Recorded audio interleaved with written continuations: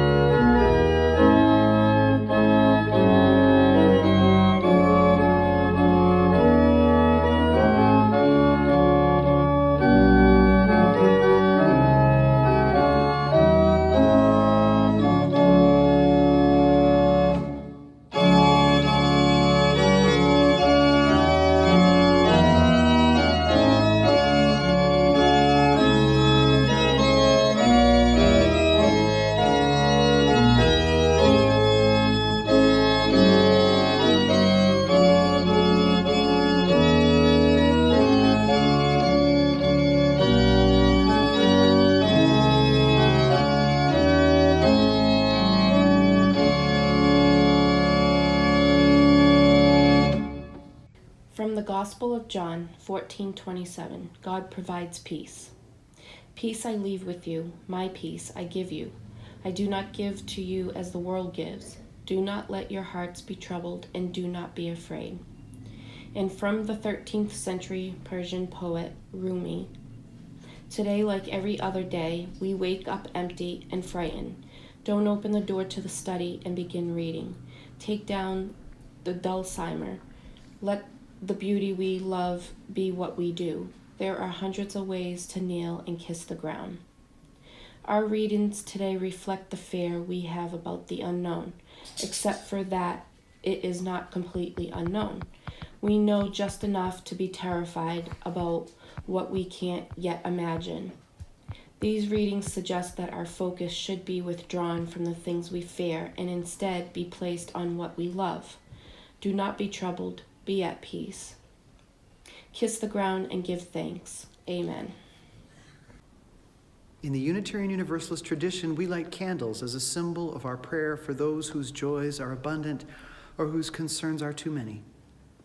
Typically, it is the members who come forward and light candles during the church service and share what's on their hearts with us.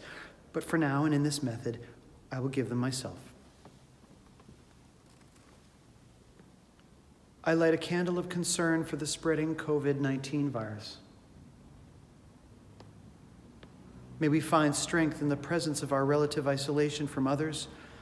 May we discover hidden wells of discipline and fortitude to guide us through the very necessary steps we must take to protect ourselves, our loved ones, and our communities.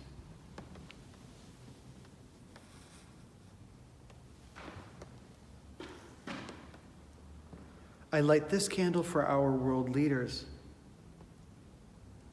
whose job it is to guide us and give us hope. May they be given wisdom and courage. May they remain healthy and strong. May they be at peace so that their hearts and ears are open to the wisdom of others. And may they know how and when to share that wisdom for the salvation of all.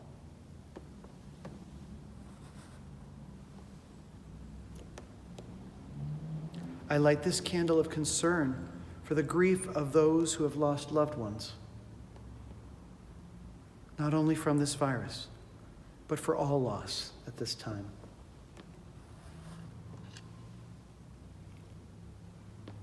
I light this candle of hope for what appears to be a decline in new infections in China, where we are all looking to see what may happen here next.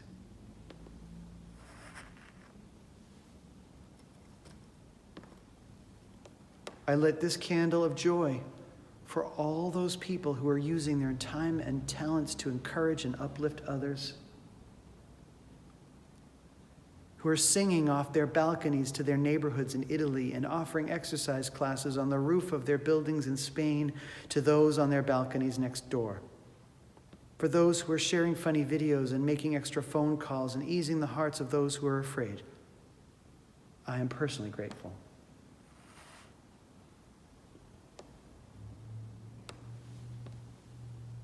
I light this final candle for all the joys and concerns which remain in our hearts, but are unspoken. And in the words of St. Julian of Norwich, all shall be well, and all shall be well, and all manner of things shall be well. This message now is for the kids among us of all ages. For you parents who are looking for ways to enrich your children during this outbreak and frankly keep them occupied, visit the websites listed at the end of this broadcast for resources for your family during this time.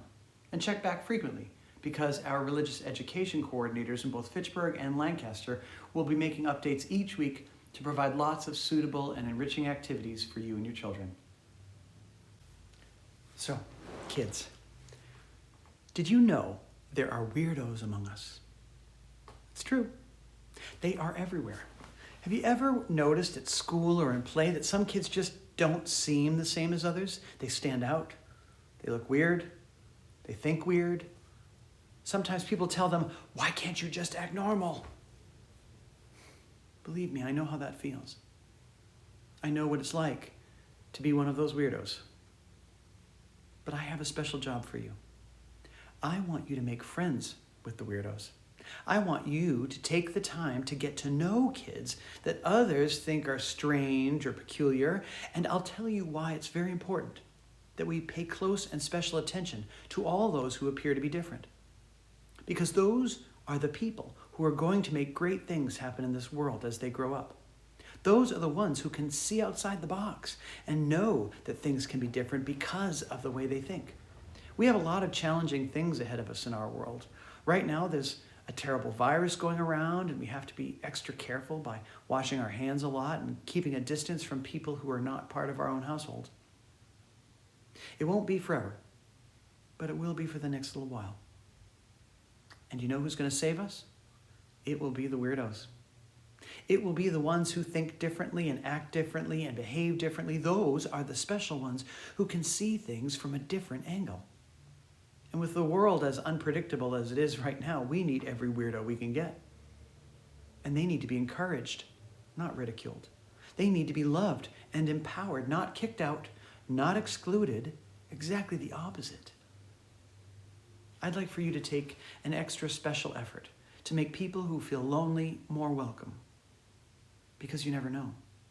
That friend that you make who has trouble making friends with others might be the one who invents something miraculous one day that could save your life or make you happier. And I think that's worth a little effort right now. I hope you have a blessed day. And I hope you give as much love as you receive. Maybe even a little bit more. Amazing grace, how sweet the sound that saved a soul like me. I once was lost, but now am found. Was blind, but now I see. Through many dangers, toils, and snares, I have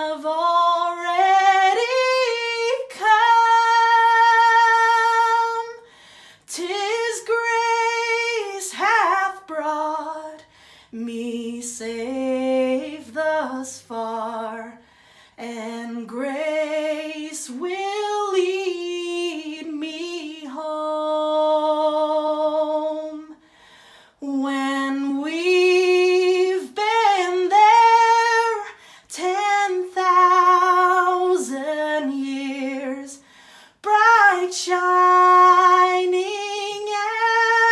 the sun, with no less days to sing God's praise than when we first begun.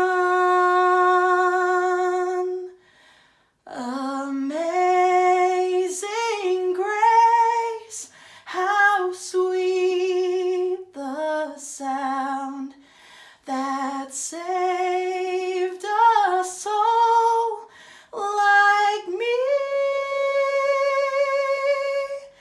I once was lost, but now am found. Was blind, but now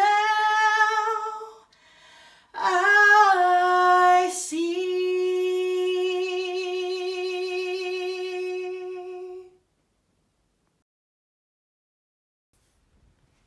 Keep calm and wash your hands. It's cute, timely. It's good advice.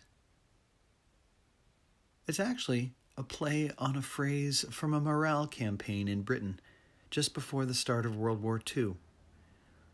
The original message was, keep calm and carry on. It was meant to inspire stoicism in the face of uncertainty, courage and fortitude before the unknown. It was an encouragement that the enemy can only win if we give up. It's a recognition that to carry on is to win. It didn't mean to avoid the bomb shelters when air raids struck. It didn't mean not to do every single thing you could to save the life of yourself and your loved ones and your neighbors. It meant to point out that life always finds a way. Friendships always have a way of becoming. Creativity doesn't care if you're in a box. Stay safe, but carry on. Carry on giving your life meaning. Carry on with raising the vibration of the planet. It is listening for you. Carry on deciding what kind of world we wish to emerge into as we come up from shelter. That day will come. And what will you have made of this time of deep reflection and introspection which has been forced upon all of us? Carry on making something miraculous with it.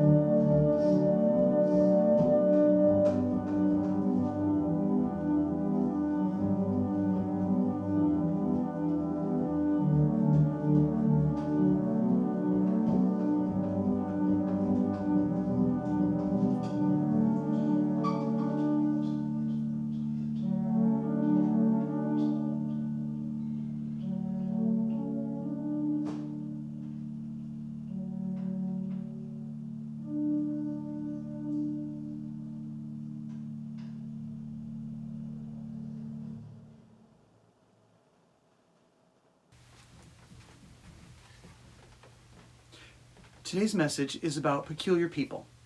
And so I thought, what better place for me to talk about peculiarity than in my own den of peculiarness, my horribly messy workshop. I hope it makes you feel a little bit better about your own peculiarity and maybe even lean into it a bit. Society has a checkered relationship with people and things we consider to be peculiar.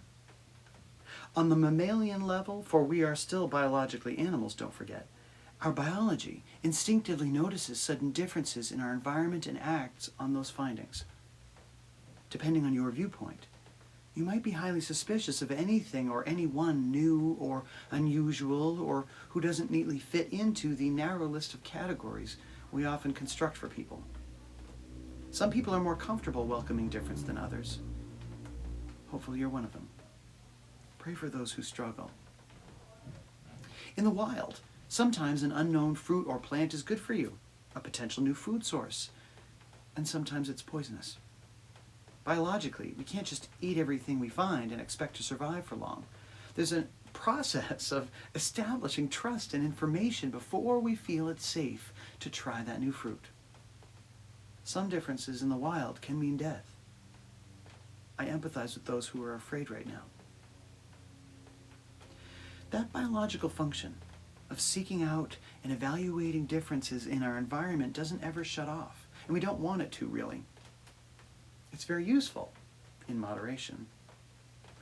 What we need to be careful of is knowing the truth about when difference, when peculiarity, is truly dangerous and when it just feels that way. The word peculiar didn't always mean unusual, for the record. In fact, that's a relatively new definition. Only about 300 years ago did the word peculiar start judging people for their eccentricity. Before that, for a couple hundred years, it meant to be distinguished or special. Peculiar's definition as distinguished or special connects back to its original meaning in the Latin word peculium, which means my treasure, but literally translates as property in cattle, glimpsing the original use of the term as signifying one's wealth by the amount of livestock they possess. My treasure is how God described the Israelites to Moses. When the Bible was finally being translated out of the Latin and into the common languages around 500 years ago, the Middle English word peculiar was the natural choice at that time to describe a possession of great value. But in doing so, in choosing the word peculiar to describe God's deep affection for and recognized value of his chosen people, that first early translator endowed the word peculiar with an even greater sense, that of belonging. I think it's time to recognize the full spectrum of a word that now includes within its use meanings of specialness, belonging, treasure, uniqueness, and abundance. That is how we should see those who are peculiar in the modern sense, because when we do, we all benefit. Today we have a slightly better handle on the value of peculiarity and all its definitions. We compliment others and take pride in ourselves for thinking outside the box. It's time we made ourselves comfortable with offering a new sense of belonging to those whom we consider unusual. It's time we made this world a little more peculiar. How many of us know someone whom we might, by the weirdo aspect of its definition, be considered peculiar? How many of us might consider ourselves the same? I absolutely know that I do. Sometimes being a weirdo makes me feel special. Sometimes it makes me feel like a target. I feel pretty sure that most of us have felt both of those at one time or another. But what if we embraced that as an act of faith and even of prayer and action? What if you chose to welcome someone whom you thought was a bit odd or eccentric, or who you knew thought differently than you, to dinner, to church, to lunch? What harm could it do? And what if you really listened to them? What if you were okay with the fact that you didn't agree on everything and didn't even feel the need to make sure they changed their mind? What if you allowed yourself to be at ease with their difference? Chances are there will at least be some common ground. Look for that and celebrate it. That one little spot where you agree, that's the space through which a handshake occurs. And what's in it for you, you might ask? Well, let's just think about a few people who have been considered peculiar in the strange way and see how our eventual acceptance of their examples transformed their eccentricity into vast progress for humanity. Charles Darwin, Madame Curie, Margaret Sanger, Rosa Parks, Albert Einstein, Galileo, Martin Luther King Jr., Mahatma Gandhi, Nikola Tesla, Abraham Lincoln, and lest we forget a revolutionary named Jesus of Nazareth. The list of those who thought outside the box and, yes, made people very nervous, but who produced genuine change for the better as a result of their revolutionary way of thinking is enormous. And for all of them, may we give tremendous thanks. Peace be upon them. A revolutionary is most peculiar. Because of their intrinsic calling to comfort the afflicted and afflict the comfortable, they belong to one, are feared by the other, and are therefore peculiar to both. A revolutionary has a long neck which sticks out above the crowd, yet is still one of the people. But that neck is also vulnerable in its exposure. It's often a sacrifice to speak inconvenient truth to power. We've improved on this significantly, but what would our world be like if we started feeling even more comfortable with accepting new thought? What if we were to finally stop shooting the messenger? Martyrdom should be unheard of to a mature civilization. What if we hastened that paradigm a little by deliberately welcoming those who feel different? Doesn't welcoming appear to be the best path forward? Wouldn't that give us all the best chance of increasing the pool of talent we must have if we're to survive this age? The more global our society becomes, the more safe it is. This is why the Dharma of Christianity is so persuasive for me. Not the dogma, but the Dharma, the life practice, which Jesus taught. The teachings are active and relational and tell us to go out into the world and to heal it. Don't wait for disease to come to your door. Reach out to the sick for yourself, and the lost, and the lonely, and lift them up. Heal them. This is a practice, by the way, which does not require a belief in God. Forgiveness is a good idea no matter whether God exists or not. Don't shy away from good advice simply because you question what people claim to be its source. Good advice is good advice, with or without a clear-cut path toward its source. When in doubt, use love as your guide, and you will always know what's real. Move the needle forward with your own hands. If the meek shall inherit this earth, I, for one, would like to be on their good side when that happens. I'd like to make it happen faster if I can. I think we stand a chance of not only surviving, but propelling ourselves toward an eventual peace on this earth. That peace will come. Not in a sudden political peace accord or treaty, but from millions of small actions of welcoming and belonging for the unusual or unloved. That is what the Master taught. That is our way to our own salvation. And it's your homework. The answers to all our problems are in each other. We each hold a single piece of the puzzle, and we'll never see the contours of the image until we work together to reveal it. Befriend someone. Encourage all revolutionary thought. Give kids the tools to feel comfortable in their uniqueness now and allow them to feel the support of belonging as they mature. Hopefully in time to make miraculous use of this unsettled world we're handing down to them. Have faith. Be patient with yourself and others. Be welcoming and open to the unusual. And all manner of things shall be well. At this time, we are reminded of the enhanced need for love and generosity. For those of you who are pledging members of the First Parish in Fitchburg or the First Church in Lancaster, please direct your donations and pledges in the usual manner. For those others of you who would like to make a donation toward the upkeep of our historic buildings and staff, as well as our outreach missions during this outbreak, please consider giving generously through the donation link below, or by sending a donation to one of the addresses listed at the end of this broadcast. 10% of your donations will be given to Project Hope, a global health and humanitarian relief organization committed to transforming lives by empowering health workers around the world. We thank you for your generosity.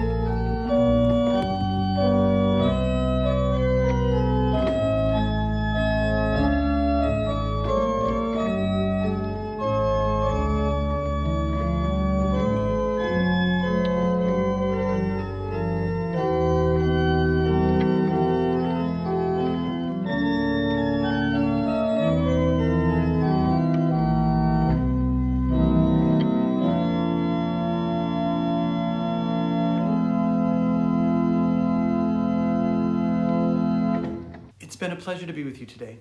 I hope that this outbreak gives us a bit more insight to the vulnerability of those less fortunate in the world, but I would also hope that it gives us a bit more insight into all the things that we have a tendency to take for granted, hugs and hand-holding especially, but not just those.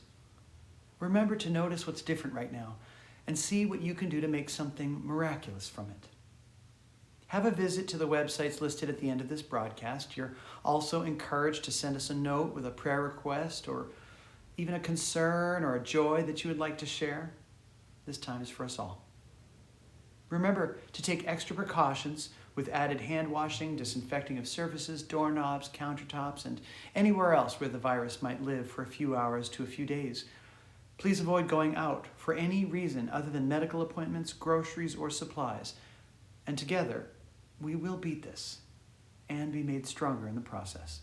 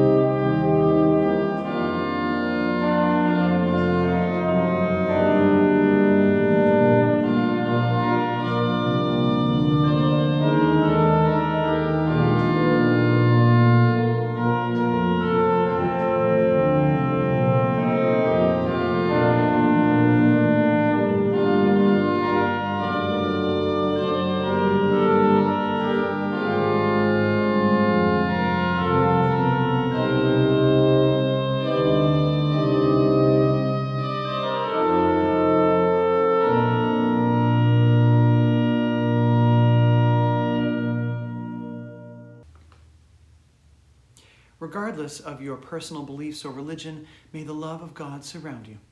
May you take what you have gained from this time together and make beautiful things with it. May your love ripple outward in ever-widening circles of peace, benevolence, and goodwill. Our service is concluded. May you go forth and be exceedingly well. Until next time, God bless.